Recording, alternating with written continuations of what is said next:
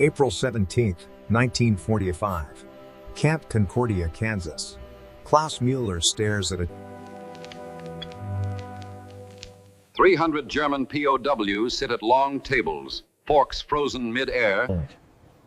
The camp sprawls across prairie land that stretches beyond sight. No mountains, no forests, just The American guard watching him doesn't carry a rifle. The barbed wire around Camp Concordia points inward, not to keep prisoners. The American guard standing near the wall, Private Kowalski, doesn't understand German, but he recognizes the emotion. German POWs stare at plates that hold 3,000 calories while remembering the 900-calorie rations of black bread and thin soup they lived on for 3 years.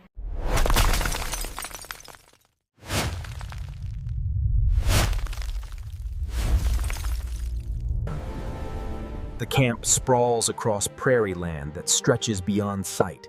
Endless corn reaches toward a horizon.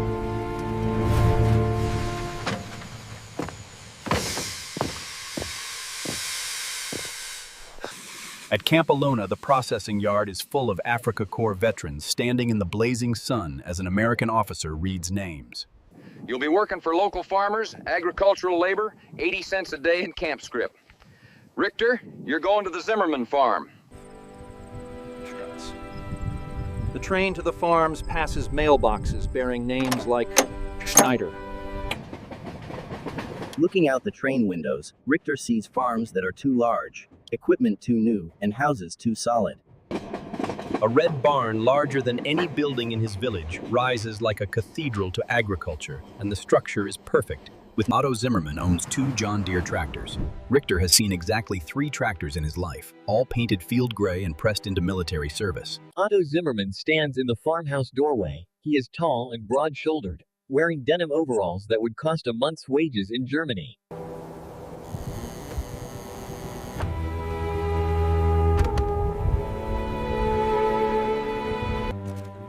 Zimmerman's denim overalls are thick, sturdy, and unpatched, worth a month's wages in Germany. This contrast between his well-made footwear and worn Wehrmacht boots highlights the material abundance in America versus scarcity in Germany. Standing at the edge of the Zimmerman property, Richter feels overwhelmed. Corn rows vanish into morning mist like trenches receding to infinity. Richter's view of the corn rows disappearing into mist reminds him of trenches receding to infinity. Otto Zimmerman emerges from his house, electric lights blazing in every window. Even at dawn, he leaves all the lights on. Verstehst du Deutsch? Zimmerman explains that his great-great-grandfather left Bavaria in 1843, 2 branches of the same German oak split by an ocean, growing in radically different soil. You must be Richter. Heard you boys were coming up from the camp. Verstehst du Deutsch? Zimmerman owns 640 acres, 1 square mile of Iowa soil so black and rich it looks like chocolate. Wait a minute. Zimmerman owns 2 John. Zimmerman's tractors are green and yellow, like patient animals. In Germany, owning 100 acres makes 1 aristocracy, and the average 500 acres. Zimmerman casually mentions that his combine harvester cost $2,400. For Richter, this sum is more than most German families earn in a lifetime. Zimmerman owns a 1942 Ford truck despite wartime rationing. The blue paint gleams, the chrome grille. Inside Zimmerman's house, multiple electric fixtures light every room, not just 1 bulb per room. Electric outlets. The kitchen contains an electric refrigerator humming quietly, something Richter hasn't heard since 1940. Richter stands in the kitchen doorway and watches Mrs. Zimmerman run water for coffee. She fills the kettle past the brim and then lets it. Mrs. Zimmerman fills the kettle past half full, past 3/4, all the way to the brim, and then lets water run for 5. Breakfast commits violence against Richter's understanding of rationing. Eggs, 3 per person, fried in real butter. Thick slices of bacon.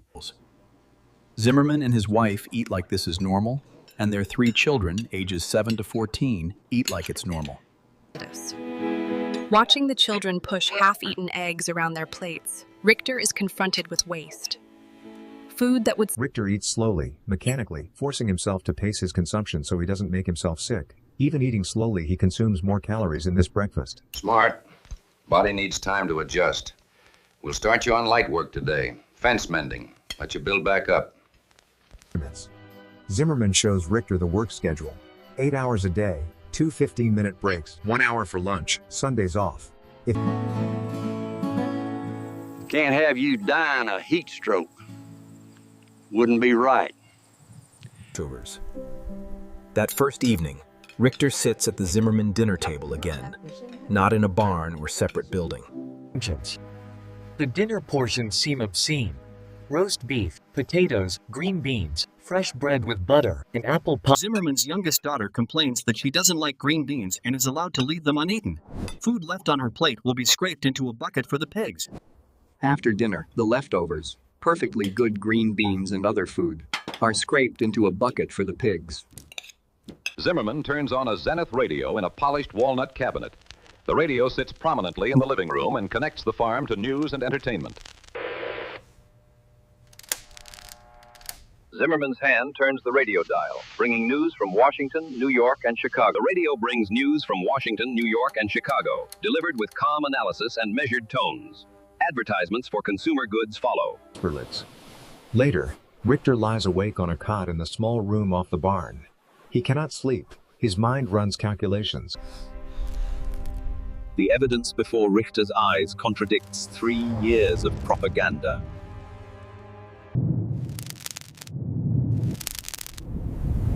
April 17th, 19 Cordia, Kiev. Klaus Mueller has been in American hands for less than a day, and his mind is already at war with his eyes. The first thing that doesn't make sense isn't the food. It's the chairs. For 3 years, Mueller sat on ammunition crates. The cook who sets the tray in front of him could have stepped out of a recruiting poster. A sergeant from Tennessee with forearms like fence posts and the easy movements of a man.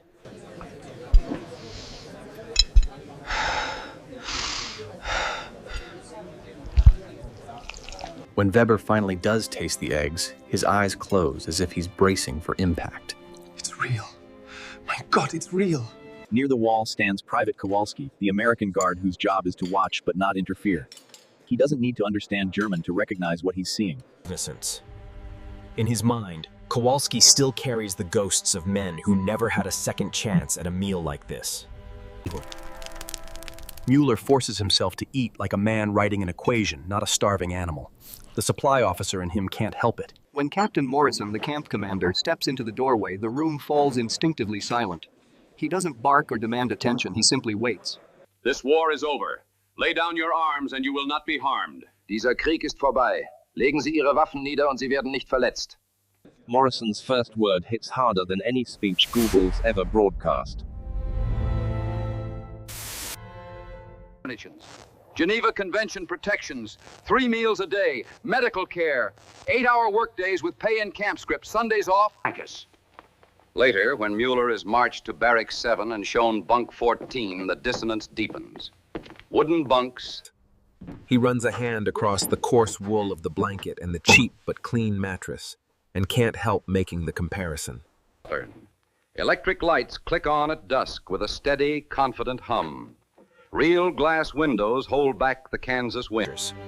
German soldiers sleep in collapsing huts, shivering under worn-out blankets, eating rations that barely keep them upright. That evening, the proof returns on a tray. Roast chicken, mashed potatoes with gravy, carrots, bread with butter, milk, coffee, apple cobbler. Weber sits beside Mueller again, holding his fork like a man waiting to wake up. Breakfast could have been an anomaly. Dinner proves it wasn't. If the mess hall attacks their stomachs, the camp library attacks their minds. 2 full rooms of books. Mueller reaches for a February 1945 issue of Life magazine, the glossy cover showing American soldiers in Germany. Between the battlefield reports and photo essays, the ads begin to tell a different story. Chevrolet's after victory. One advertisement stops him cold. A bored housewife stares at a can of Spam on her kitchen table. The headline groans, "Spam again?" Mueller stares at that single page until the lines of print blur. As an investigator desperate for a contradiction that will prove this is all an elaborate lie. Instead, every page adds more weight. Butter complaints, coffee ration grumbling. On a nearby table, a different kind of weapon waits for him. The Sears Roebuck catalog. 14.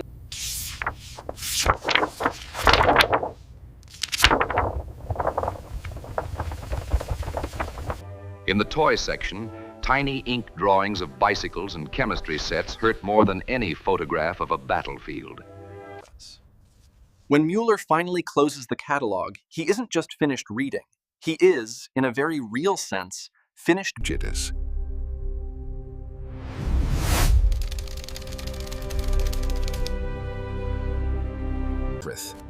And still, the Americans win the numbers game by margins so large they feel obscene. That night, Mueller lies awake on his clean Camp Concordia bunk, staring at the ceiling while the barracks around him breathes in slow, exhausted rhythm. On a quiet Sunday morning, Hans Richter followed his employer, Otto Zimmermann, into St. Paul's Lutheran Church in... At least, they are unmistakably American in their posture and prosperity. Solid middle-class clothing, polished shoes. Ein feste Burg ist unser Gott, ein gute Wehr und Wahr. After the service, the fellowship hall smells like coffee and sugar. Real coffee. Homemade cookies. Mrs. Zimmerman's sister, Helen, approaches with a plate of cookies and German that's smoother than her brother-in-law's. In 1901, Germany was a place where you stayed in the class you were born into. My father was a tenant farmer. Becker spells out what German propaganda never admitted. In the old country, birth decided your ceiling. In America, work did. He wanted to live somewhere a man could speak his mind without being arrested. Somewhere his vote mattered. Somewhere his children could rise. Back on the farm, the war shrinks down to the width of a fence line. Richter and Zimmermann work side by side, hammering posts, stretching wire. When a neighbor's truck rattles past and the driver lifts a hand in casual greeting, there is no double take at the sight of a German uniform in the field. That evening, the Zenith radio in the living room glows like a small, polished altar to information. On that radio, War News sits comfortably beside production upset. Germany never had a chance. We weren't fighting all of America. We were fighting America's left hand, while its right hand built tractors. Standing under the Iowa stars, Richter feels a kind of terror he never felt under artillery fire. Combat fear is sharp and immediate. This is slower and deeper. He realizes he loves both landscapes and wonders how he can ever choose between two homes, two identities. He finally understands that Bavaria is where his blood came from, and Iowa is where his blood thrives. By September 1944, Kampka still runs like a clock. The barracks are clean. The yard... A thin envelope marked with the Red Cross reaches Mueller. A letter his mother wrote months earlier. Mueller reads his mother's letter dated June 15. She writes that they didn't sleep for days after hearing he was missing and now... Her handwriting, once elegant, now shakes across the paper. She tells him that civilian rations have been cut to 1,500 calories, mostly bread and potatoes, and she doesn't believe his letters about eating meat. Mueller tries to write back, but he can't find the words. He writes and crosses out sentences over and over, knowing that the truth... A letter reaches Werner Kreuss describing 12-hour shifts in an underground factory, with hardly any food or heat. Ernst Schmidt reads a letter from his sister about evacuating children from Hamburg. The kids are thin and hungry, and she writes that constant hunger is becoming normal. That day, the barracks is filled with men reading letters. Some smile through tears. Others stare at the page in shock.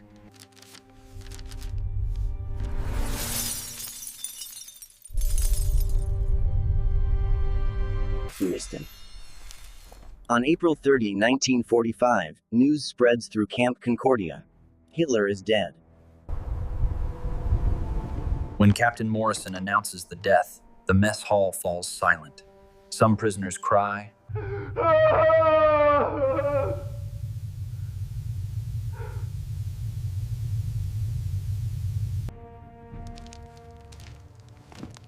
On May 8, 1945, news of Germany's unconditional surrender arrived. American guards celebrate quietly, aware of the German prisoners' mixed emotions. Their restraint shows respect for men who fought hard but lost. The war in Europe is over. You will be repatriated eventually, but those who choose can apply to stay in the United States.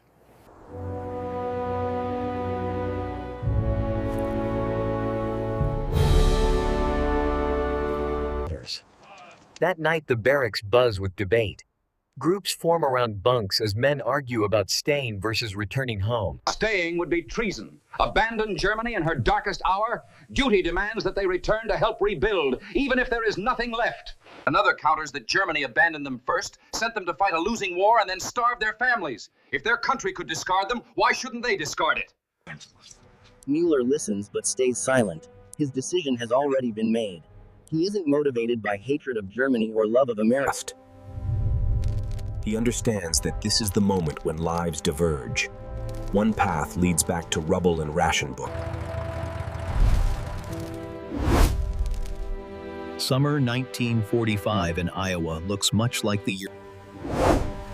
On Otto Zimmerman's kitchen table lies a stack of immigration paperwork, sponsorship forms. If you want to stay here, I'll sponsor you. It means I'm vouching for you to the government. Richter holds the papers and thinks about what waits in Germany, cities reduced to rubble, and what awaits in Iowa. He imagines two futures. In one, he picks through ruins alongside millions of others. In the other, he plans. He talks about sponsoring his sister in 1952. She arrived, married an American, and embraced a life. Germany is where his blood came from, and America is where it thrives. He rejects the idea that identity is an either-or proposition. It can be both and. He walks to the window and looks out over his garden, the same motion he performed in the barn in 1944. This time.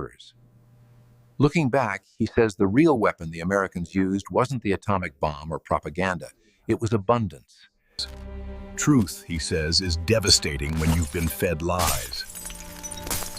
1,000 lectures could not compete. It wasn't the steak that broke me, it was the casualness. Seeing children push away food that his family would have fought over destroyed my faith. In November, Klaus Mueller's garden sleeps under bare trees. The soil he's tended for decades lies dormant, waiting for spring. American abundance is a cycle.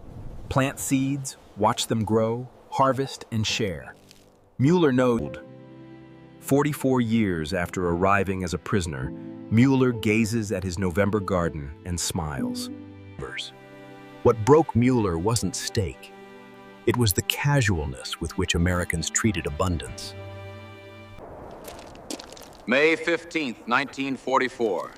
Hans Richter steps off the train at Camp Alona, Iowa. 7 weeks later, Richter is almost unrecognizable compared to when he first arrived. Working on the He sleeps more soundly now. In the barn, he no longer wakes at every... Du bist herzlich eingeladen, mitzukommen, oder du kannst im Stall bleiben, wenn es dir unangenehm ist. Richter doesn't know what to expect. A party in wartime? Independence? He decides to watch from a distance. By noon, trucks and cars fill the yard. 7 families, all with German surnames: Becker, Schmidt. Kids sprint through the yard playing games, oblivious to the war raging an ocean away. The food could feed a Wehrmacht company. 2 whole hogs roasting on spits. 3 grills piled with hamburgers and hot dogs. Come eat. Don't be shy. There's plenty for everyone. Sit, sit. Otto says you're a good worker. Come, eat. Richter approaches the tables and fills his plate cautiously, trying to take reasonable portions despite the endless offerings. Das muss seltsam für Sie sein. Ich war 1938 in Deutschland. Es war alles so humorlos, nur Uniformen und Märsche. Helen recalls that event in 1938. Everyone marching in uniforms, flags everywhere, speeches about racial... Around them, children play tag, men stand around the grills arguing about baseball, and women gather in laughing clusters. German Americans are exactly that, German and American. 6 million immigrants cannot be turned or stripped of identity. My grandson is fighting Germans in Europe. My blood fighting my blood. More food. Always more food. That's how Germans solve problems. Feed people.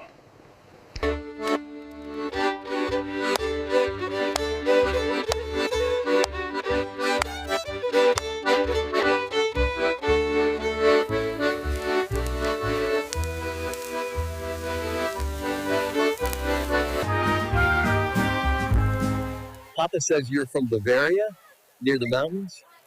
I want to visit someday. It's beautiful, but complicated. America is complicated too, recognizing that both her ancestral home and her actual home contain beauty and darkness.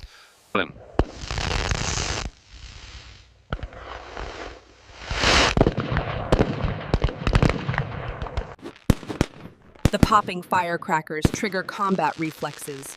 Richter's body ducks before his mind can reassure him. He explains that July 4th commemorates the colonist declaration that all men are created equal, that governments derive power from the consent of the governed. Richter wants to argue but can't identify what he would defend. The government that conscripted him, the propaganda that lied to him, the officers who sent him to die. He stays silent. There's nothing left to defend, nothing left to believe in.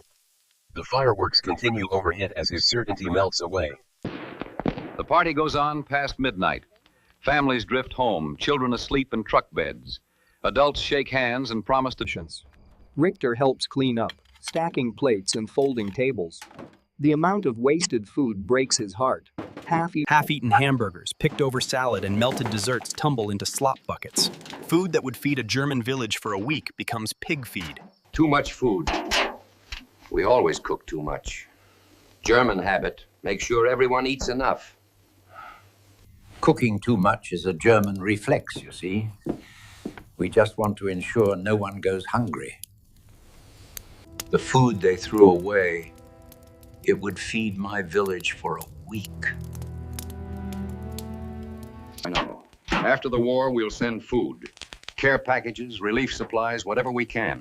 Germany is starving because of bad leadership. In that promise, Richter glimpses a different kind of victor, one who plans to feed the vanquished.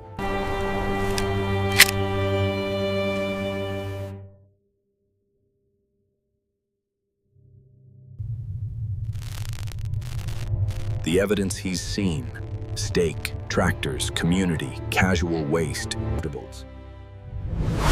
He thinks about Sarah's question. Bavaria is beautiful, yes, but so is Iowa. Benefits. Bavaria offers dramatic peaks and valleys. Iowa offers endless horizons and fertile soil. He understands that Bavaria is where his blood came from, but Iowa is where his blood thrives. One is his origin, the other is his future. This duality leaves him unsettled.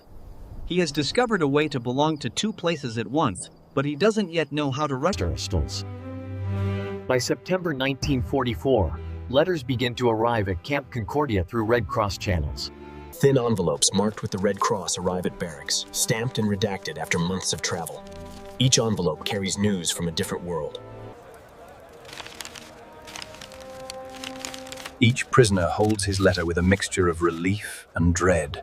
Mueller's envelope is thin, the paper thinner. He breaks the seal with trembling fingers, knowing his mother wrote these words months ago.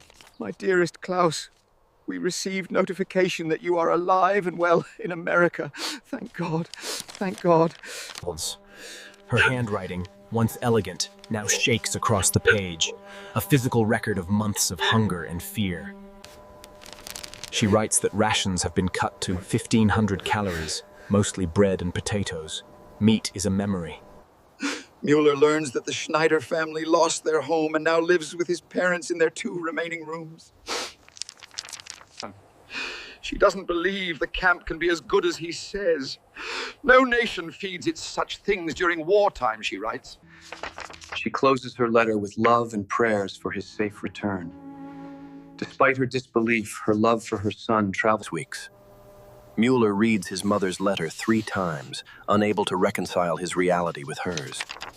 He wants to reply. He realizes his mother assumes he is lying to protect her. The truth that he has gained weight and eaten. Mueller sits down to reply, but the pen hovers above the paper. Every sentence he begins, I eat better here. He begins and discards draft after draft, unable to find words that bridge the cognitive distance between. Around him, other men sit on their bunks reading similar letters. Some smile, some cry, some stare into space. Werner Kreuss reads his brother's letter. 12-hour shifts underground building aircraft parts. Letters reveal a paradox. As prisoners, they eat 3 meals a day and sleep on clean bunks, while free Germans shiver in factories. Ernst Schmidt's sister writes about evacuating children from bombing and their constant hunger. He clenches the letter.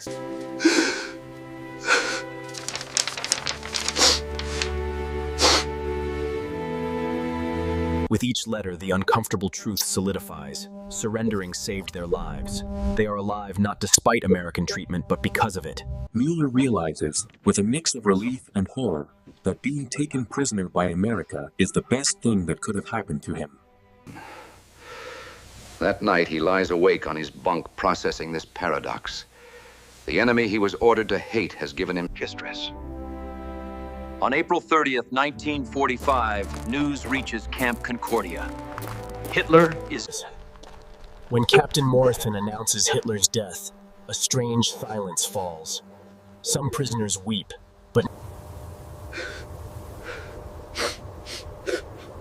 Tears fall for families. Some sit motionless, not because they don't care, but because they are numb. Others feel a quiet relief. Perhaps this means the war will end soon and they can go home. Or stay, depending. Mueller isn't sure whether he feels nothing or everything. The man who sent him to war is dead, and his emotions switch between numbness and overwhelming chaos.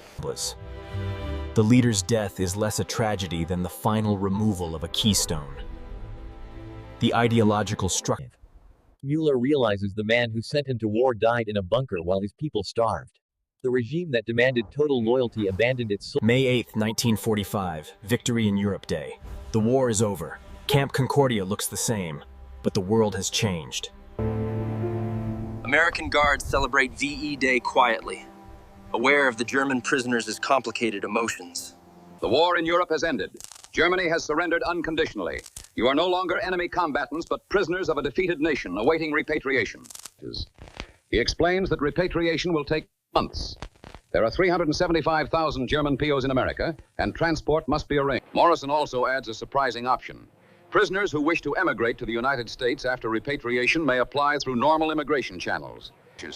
That last sentence lands like a grenade. They can choose to stay in America. The idea explodes through the barracks. The emigration option detonates assumptions. Men who expected to return to a ruined homeland now must weigh loyalty against opportunity. Shock ripples across faces. Some stare blankly, others whisper, a few begin to smile. That evening, debates explode in the barracks. Men argue in clusters. Philosophical arguments, practical calculations. Staying in America would be treason, abandoning Germany in her darkest hour.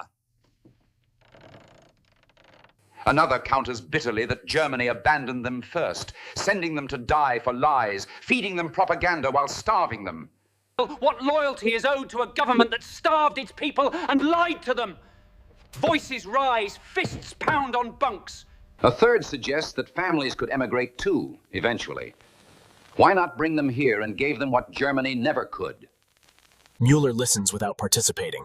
He doesn't know when he decided. Maybe that first morning eating steak, maybe at the tractor factory, but he knows he wants to stay. He knows his decision isn't about hating Germany. He loves its landscape, culture, and language.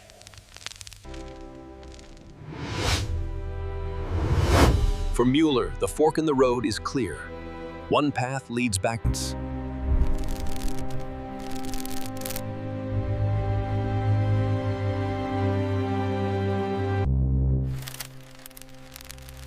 In the end, the choice comes down to scarcity versus abundance.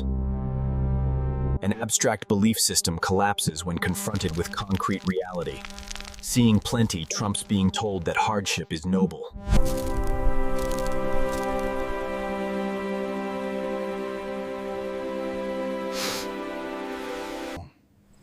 Summer 1945 brings peace to the Zimmerman farm. The corn still grows tall, the barn still gleams, and On Otto's kitchen table lie immigration papers and a sponsorship form. The paperwork is a legal. You can go home first and see what's left, but if you want to stay, I'll vouch for you, provide housing and work, and help you become a citizen. Richter holds the sponsorship papers and weighs two futures. In Germany, he would return to a city bombed flat, excavating ruins with his family scattered and nothing left. Otto reassures him that he doesn't have to decide immediately. He can go home, see what remains, and decide whether to rebuild there or... Richter mentally inventories what waits back home. His city bombed flat, his father dead. On one side of his mind, he sees himself digging through rubble to salvage bricks. On the other, he sees. The conclusion forms in his eyes. His future in Germany is a shovel and rubble. His future in Iowa is a plow and land ownership.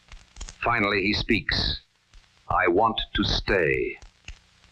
The words are simple, yet life-changing. Otto nods slowly. He knows what this commitment means and accepts responsibility as sponsor. He cautions that immigration won't be easy. Richter must go back, process us out of the Wehrmacht, gain civilian status. Richter does not flinch. I'm serious, he replies, unwavering despite the bureaucratic gauntlet ahead. That evening, he sits down to write his mother, if she's alive. He explains the decision and the place where Germans thrive. He struggles to explain his choice without sounding like a traitor. He loves Germany but knows this Iowa farm offers a future Germany cannot.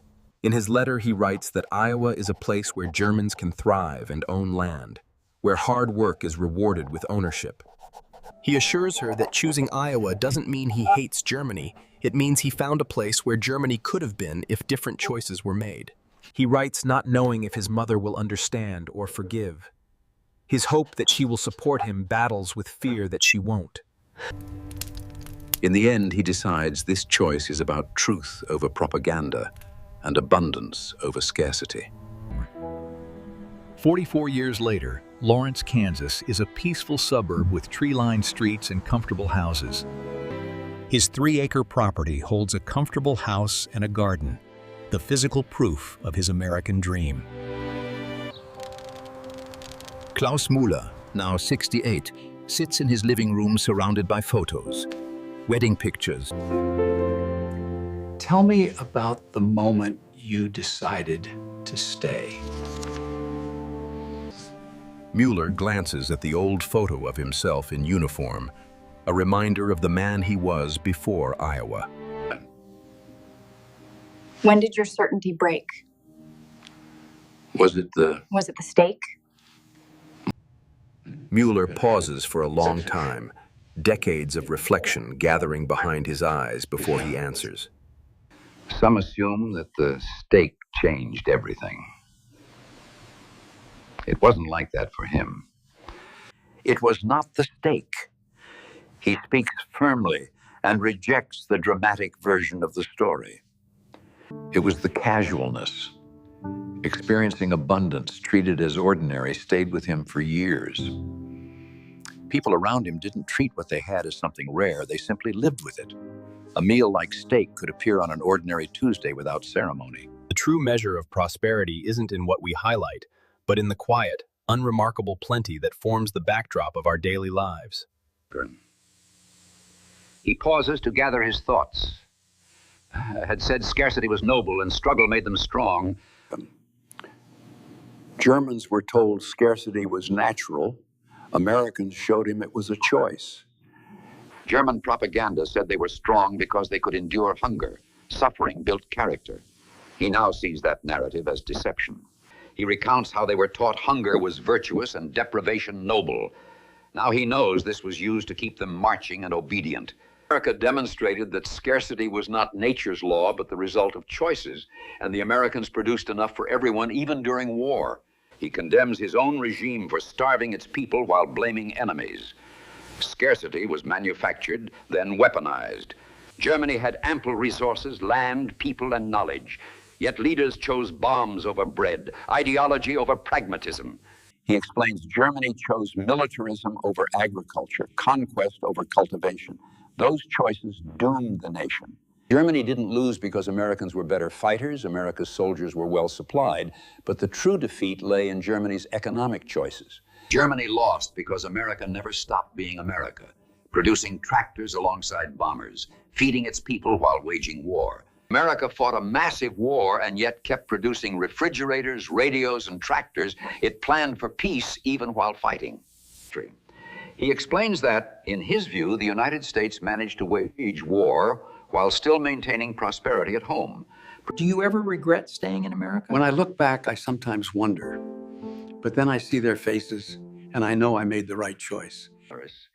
He surveys his shelves lined with photographs. Grandchildren smiling, children graduating, his own. He speaks of real regrets, millions dead, cities destroyed, ideology that caused starvation, and that his mother died in 1946 before he could bring her to America. He regrets most that his mother never tasted the abundance he tried to describe. She died before she could know he wasn't lying. I regret the war. I regret my mother died before I could bring her. But I do not regret staying. He recounts sponsoring his sister in 1952. She arrived, married an American, and built a family. His sister married an American and raised 3 children. They thrived in the land that once held her brother captive. He notes that his nieces, nephews, and grandchildren are all American, even though they still cook sauerbraten and use some German words. He explains they kept some traditions, recipes, and phrases, but identity lies with their new home. But we're American, he says with finality. He underscores the distinction. Germany is where his blood came from. America is where his blood thrives. He stands and walks to the window, looking out at the garden that has grown with him over the years. The history books are wrong. The real weapon in this war was information itself, controlled completely. It wasn't the atomic bomb. While the bomb ended the war, it wasn't what shattered his certainty. It wasn't superior firepower either. Being outgunned wasn't what broke him. The weapon was abundance, ordinary abundance, platefuls of food, tractors, refrigerators, destroyed everything Goebbels ever told us. They fed them steak, and they surrendered their certainty, not because of hunger, but because the steak was casual. They showed him tractors rolling off assembly lines and catalogs selling consumer goods, each demonstration of American. They let him see German Americans thriving without Nazi supervision. That sight killed his ideology completely. They didn't torture us or brainwash us. They just showed us truth, and the truth destroyed our belief system. He notes that about 5,000 German POWs chose to stay in the United States. Thousands more returned home, but later emigrated, drawn by what they had seen. We didn't stay because we hated Germany. They stayed because they'd seen what was possible. They stayed because they could no longer believe scarcity was destiny. They'd tasted abundance and couldn't go back. We tasted abundance, and we couldn't unsee, unlearn, or go back to accepting scarcity as inevitable. He turns from the window, his testimony complete. The casualness of abundance is the weapon he wants the world to remember. He restates the thesis. It wasn't the steak that broke me, it was the casualness of it, reminding the historian to frame the story correctly. He says casual abundance broke him open to truths denied his entire life. It unlocked the mental prison built by propaganda. Life doesn't have to be a struggle. that abundance is normal and achievable. Choosing happiness over ideology isn't weakness, he says, it's wisdom. America taught him all this not by preaching, but simply by being what it was. The historian turns off the recorder. Mueller's story is saved for future generations. They sit for a moment in silence, letting the weight of the testimony settle. Outside, the November wind rustles bare trees. Life continues beyond this story. Mueller's dormant garden lies in wait, its beds ready for spring planting. Seasons turn regardless of human ideology. He looks at his garden and knows spring will bring another harvest. The cycle continues. In his mind's eye, he sees spring, himself bending to plant seeds in the soil he has made his own. He'll plant more than he can eat and share with neighbors. Generosity turns abundance into community. Abundance, harvest, and sharing form a cycle that binds communities, and this cycle is the powerful tool he now leaves behind. He finds peace in casual generosity. The very force that challenged his old beliefs became the tool he now uses to build community. A final abstract. Tuesday in America remains just a Tuesday, unremarkable yet powerful in its normalcy. Just another Tuesday in America. His November garden at rest speaks to cycles that outlast hardship. The soil is ready for spring, waiting quietly. The story comes full circle, from a stake in a POW camp to a garden in Kansas. Receiving abundance became producing abundance. He looks at his land and his garden, fully aware that his decision 44 years ago gave him this view. A plate of food, a warm house, a humming refrigerator. These ordinary things become the most powerful weapons. His weathered hands rest on the windowsill, the same hands that once held a rifle now cultivating soil and abundance. Light breaking through darkness illustrates how truth destroyed propaganda. Mueller sits back, satisfied that he has told the truth about the weapon that defeated him and the integration that saved him. A wide shot of his neighborhood shows a peaceful suburb. The enemy has become a neighbor. A conceptual image depicts the migration of 5,000 German POWs who chose America. A steak on a plate becomes a symbol of psychological warfare, ordinary food revealing extraordinary truth.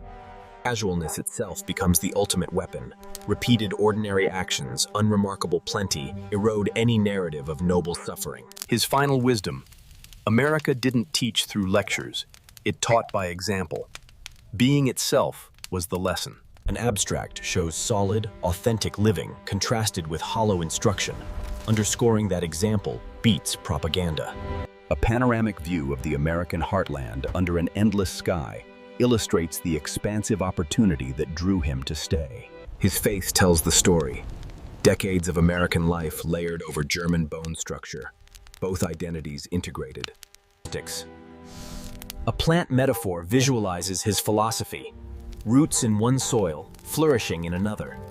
Standing in his living room, surrounded by family photos and property deeds, he embodies the American dream he once feared. Just another Tuesday in America. The camera pulls back, showing the house, barn, and land. It represents a lifetime of building and living.